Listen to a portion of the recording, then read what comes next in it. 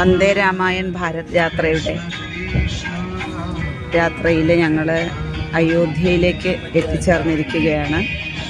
അയോധ്യയിലെ എൻട്രൻസിലുള്ള ചില പ്രദേശങ്ങളാണ്, ട്രെയിനിലെ കാഴ്ചകളാണ് ഇവിടെ കാണിക്കുന്നത്.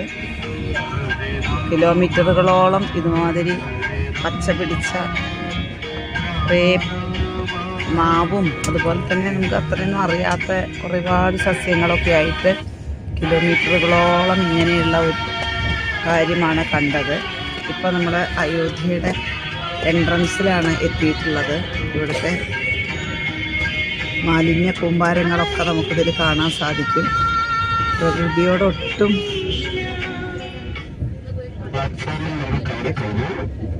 ഒരു സൗഹൃദപരമല്ലാത്ത പോലെയാണ് ഇവിടെ കാണുന്നത്.